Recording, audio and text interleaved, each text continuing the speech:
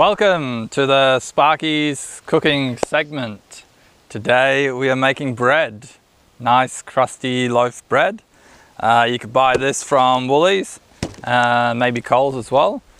And it's just pre-packaged stuff. Throw it in a bowl, mix it up, chuck it on the fire, you've got bread. Today we're at a free camp just at the Kimberleys in WA. Beautiful free camp, so we got a fire going. Got a bit of wind, so there might be a bit of wind in the microphone, so apologies, but see how it turns out. So yeah, let's get straight into it. So we got the bread in here. You have yeast, you have flour, and what you need is some water. All the instructions are on the back, so if you're not sure, refer to the instructions. But it says water, you need about 380 ml of water. I put a little bit less in because it just gets too sticky when you start kneading it. And it's got to be about 30 degrees ambient temperature water. Now, temperature is a big thing when you're making bread. So what I use is a Thermometer infrared gun. And it shoots a little laser and it tells me what temperature things are. So for example, the water at the moment is 20 degrees. So I still need to let that heat up a bit because water temperature is very important when making bread. Okay, so you got water. You need some foil, I'll show you that in a minute. You need the oil, I'll show you that in a minute. And then you just need a little bit of extra flour. That's so that if it gets too wet, you can add a bit more flour and it makes it a lot easier to knead. So yeah, we'll get straight into it. Obviously I need to let that water warm up. So what we find is for two people, only half of one of these is needed, and that makes a good loaf. My parents are with me, so we're gonna make a full loaf today and it's gonna be delicious. So you're just going to pour all of that in there.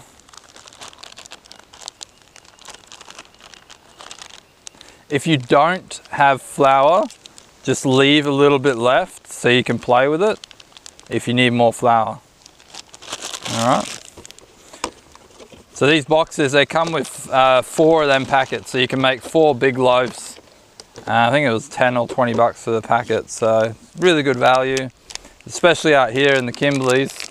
Out on the Gib, bread is very, very expensive, if not does not exist. So yeah, what we're doing now is, I'm pretty sure you need, let me just double check. I think it's 2 of them, 1.5 teaspoons. So that was 1. Jeez, the wind's blowing it all away, isn't it? And we'll just go, no, whatever, half like that, give it a bit more. Once you've used it, get an elastic band, because this is your golden material. If you do not have this or you spill it, you have wasted everything remaining. So make sure elastic band and save it for next time when you make more bread. Cool. So now that's done, I'm just going to wait for the water to warm up. So hang 5. And we're back. So we have got the water temperature to 32 degrees. That's good enough. We're going to go ahead now and we're going to pour this water into the bowl. Now I'm just going to pour a little bit in, mix it up, a bit more. You don't want to pour it all in because it just makes a big sloppy mess in there. So you just want to try and get everything, all that flour, all stuck together. Try and not get some bloody flies in there either. That won't taste very nice. There we go, it's all in there. So as you can see, it's all starting to mash together now.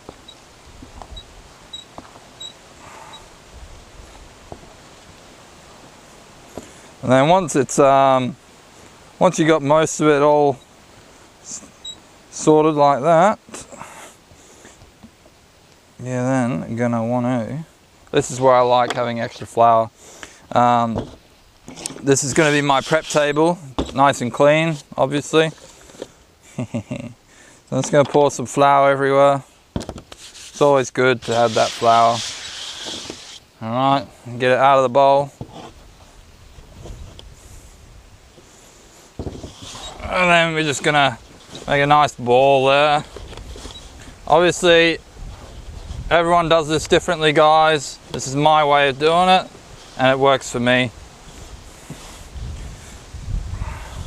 Now this is where it gets interesting. If it's very wet and sticky, you've put too much water in, you need to add a bit more flour to the mix, just to get that, like that. What you want to do is, at this stage, you want to try and use your fingers, mainly. I'm using my hands, but you want to try and get your fingers and try and capture the air into the bread. See how I'm folding it over into it? And that's what creates the whole process. Okay. So you're going to do this for about 10 minutes and then go from there, see what it looks like.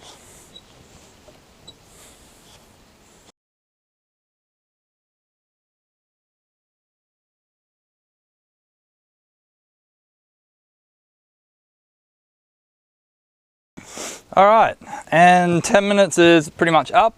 Longer you need it, the better it will become. As you can see, I changed my technique away from the fingers and used a more aggressive approach. That just makes it comfier for me to do it. So whatever's comfiest, do it for you.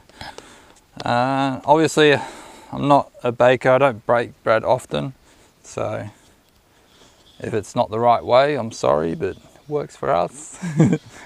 So once you're done, you want to put it in like a little ball, and then you're going to return it to the bowl, and then you're going to sit it in there for, it says 40 minutes. Obviously put something over the top of it, because what's going to happen, it's going to rise, and yeah, that's it. So I'll see you in 40 minutes. So as you're waiting for that to rise, it's a very good time now to check your cooking, your campfire, because you want to get them coals, and you want it not too hot, not too cold, and that's where the thermometer gun, the infrared gun, is going to play a really great part in this, because it's going to tell me exactly what's going on. This time we normally use our little cauldron, but because the parentals are here, we've got this nice campfire, what's it called? Pot. We got this pot this time with this adjustable arm. So we're going to give that a red hot crack, all right? I can move it lower, I can swivel it around and all that stuff. So these are really good. And as well with the pots, there's a lot of room to throw the coals on top. You want to throw the coals on top at some stage because you want that nice crust on top. But we'll go more into that once we get going. So yeah, I'm just going to prepare all this now.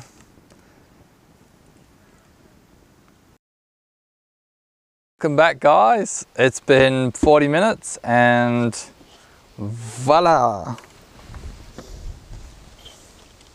So that's it risen as much as it's going to, really. So now what you want to do, as per the instructions, is to knead it very lightly, and that degasses the bread, whatever that means, I don't know. So now I'm just going to use my fingertips and just be really gentle with it and just knead it like I was doing earlier, just nice and light. And then once you've degassed it, pretty much you just want it all nice and soft. And then once you've done that, you can shape it. No, shaping means shape it any way you want. as long as it doesn't touch the lid of the oven that you're using, obviously, because you don't want to burn it. For this time, we're going to shape it like a normal bread loaf, and we'll see what it looks like after. See if it was a success or not. So bear with me, I'm just going to knead this really lightly.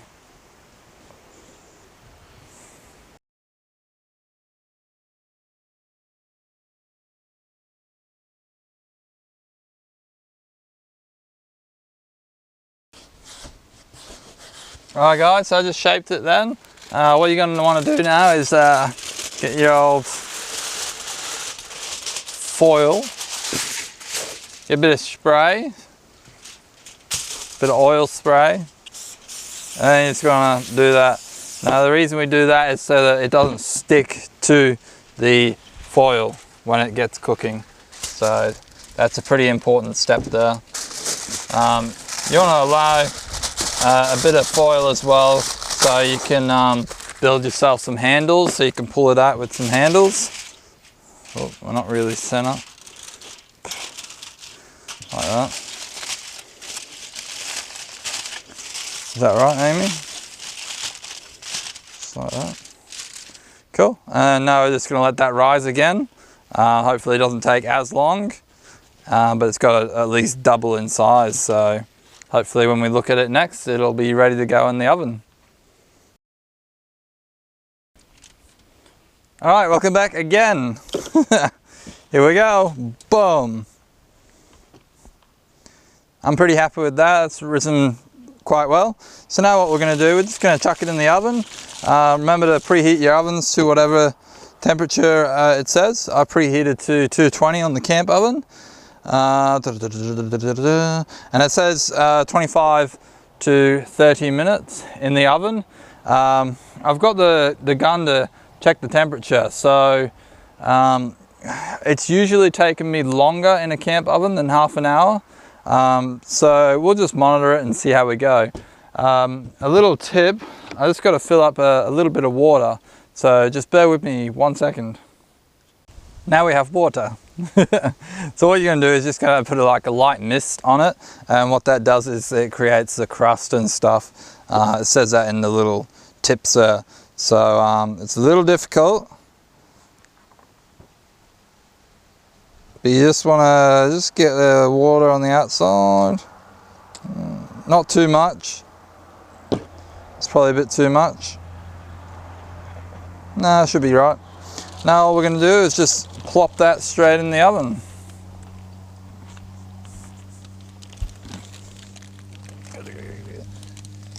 Up. Now we're going to put the lid on. Remember your gloves, people.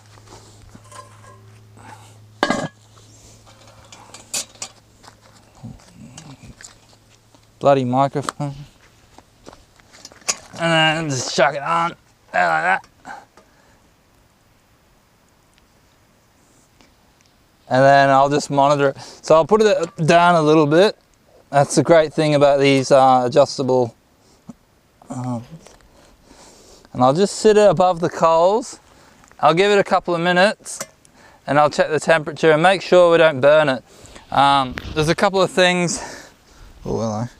There's a couple of things. Hold on, we're starting a fire over here.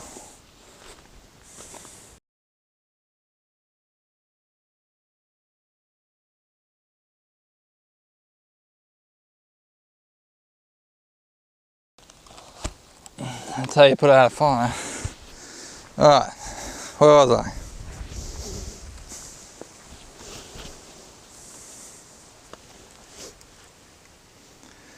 So there's a couple of things that could go wrong here. You could have it too hot and you could burn the bread. Not ideal, because then you got to cut off half the bread because you just burnt it. The second one is you undercook it, so you pull it out and it's all doughy still and tastes like not so good. So be careful not to burn it, and then we'll do a knife test and that'll tell us if it's cooked or not. But hey, if I can cook this, so can you, so we'll see how we go.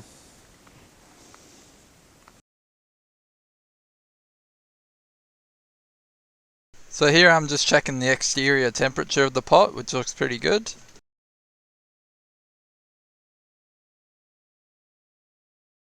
Now to get that 180, you aim for the sides and the bottom.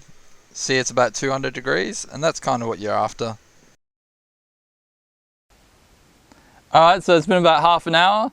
We're gonna have a look and see what it looks like. I forgot to mention, I did put some coals on top. That it helps the crust get all nice and brown, so you only need a little bit, not too much. You don't want to burn the top. So let's have a look. There she is.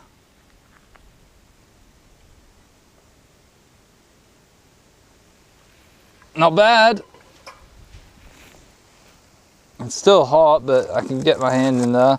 I've already knife tested it, but I'll show you what I mean by knife testing it.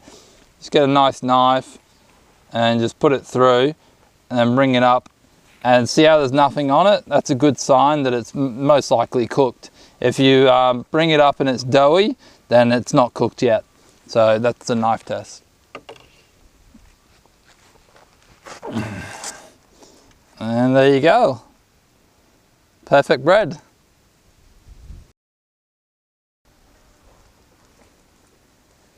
Whoopsie. A little bit too much heat on the bottom, but it's not burnt all the way through. It's just a little bit, so we can chop that off. But yeah, all good. Thanks for watching, guys. If you want to see more cooking segments, then give this video a like. And remember, if you're not subscribed, then hit that subscribe button. Cheers.